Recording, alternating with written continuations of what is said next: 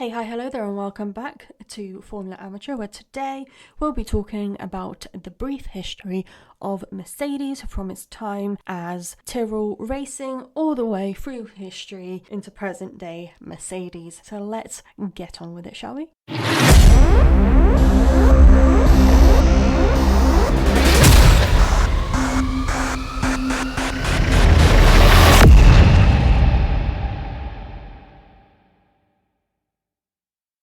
Okay, so let's start with a little bit of background on Mercedes. So Mercedes as an organisation has appeared in Formula One on several occasions as a team and as an engine supplier. The current iteration of Mercedes is the Mercedes-AMG Petronas Formula One team, which root stems from the Tyrrell Racing organisation, and that started in 1968, with their first entrance being in the South African GP, where they were known as Matra International, as this was a collaborative effort between the Matra organisation and Tyrrell. They were known as Tyrrell Racing from the South African GP 2 years later in 1970 until the Japanese Grand Prix in 1998, which was the final one of that season. And during this time, whilst being Matra and whilst being Tyrrell Racing, Ken Tyrrell, the team founder, was the sole principal at the team. So now let's get on to the drivers. So in 1968, their first drivers were Jackie Stewart and Jean-Pierre Beltois and Johnny Servoz-Gavin. In 1969, the driver lineup was the same as in 1968. In 1970, it was Jackie Stewart, Johnny Servoz-Gavin and Francois Sever. In 1971, it was Jackie Stewart, Francois Sever and Peter Revson. In 72, it was Jackie Stewart, Francois Sever and Patrick Depailler. In 73, it was Jackie Stewart, Francois Sever and Chris Amon. In 1974, it was Jody Scheckter and Patrick Depailler. In 1975, it was Jody Scheckter, Patrick Depailler, Jean-Pierre Jaboulet and Michel Leclerc. In 76, it was Jody Scheckter and Patrick Depailler. In 1977, it was Ronnie Peterson and Patrick Depailler. In 78, it was Patrick Depailler and Didier Pironi. In 79, it was Didier Pironi, Jean-Pierre Javier, Jeff Lees and Derek Daly. In 1980, it was Derek Daly, Jean-Pierre Jarier and Mike Thackwell.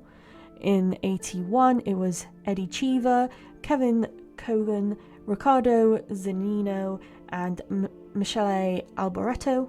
In 82, it was Michele Alboreto, Slim Borgard and Brian Henton. In 83, it was Danny Sullivan and Michele Alboreto. In 84, it was Martin Brundle, Stefan Johansson, Stefan Belaf and Mike Thackwell. In 85, it was the same lineup except from Mike Thackwell, but instead they also had Ivan Capelli and Felipe Strife.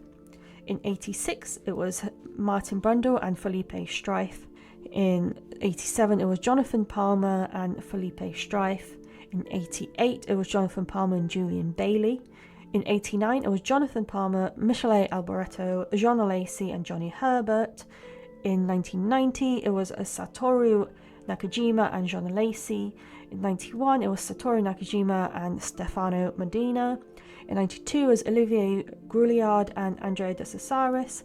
In 93, it was Ukio Katayama and Andrea De Cesaris. In 94, it was Ukio Katayama and Mark Blundell. In 95, it was Ukio Katayama, Gabriele Tarquini and Mike Sallow. In 96, it was Ukio Katayama and Mika Sallow. In 97, it was Jos Verstappen and Mika Sallow. And in 98, it was Ricardo Prosit and Taransuke Tagaki. And now we move on to their time as British American Racing. So in 1997, British American Tobacco bought Tyrrell Racing and officially started racing as the British American Racing Team in 1999. The team principals during that time were Craig Pollock from 1999 to 2001, David Richards from 2002 to 2004, and Nick Fry from 2005 to 2006. And in 1999 they were known as British American Racing, and the drivers in the team were Jacques Villeneuve, Ricardo Zonta and Mika Salo. In 2000 it was Jacques Villeneuve and Ricardo Zonta. This is when they changed the name after an additional workaround with some sponsors and also promoting their own brand of cigarettes. They were known as Lucky Strike, BAR, British American Racing, Honda Formula One team. And then in 2001 they had Oliver Panis and Jacques Villeneuve. In 2002 the lineup was the same.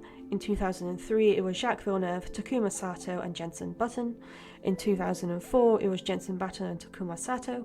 In 2005 it was Jenson Button, Takuma Sato and Anthony Davidson. And then we go on to their time, very brief time, as Honda.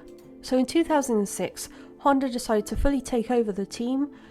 So they became Honda Racing Formula One team. This was primarily due to regulation being introduced in 2007 forbidding the promotion of tobacco. So major tobacco sponsors could no longer be title sponsors at all. They did find workarounds eventually where they were promoting their other nicotine products, but they were never from that point onwards allowed to have them be title sponsors.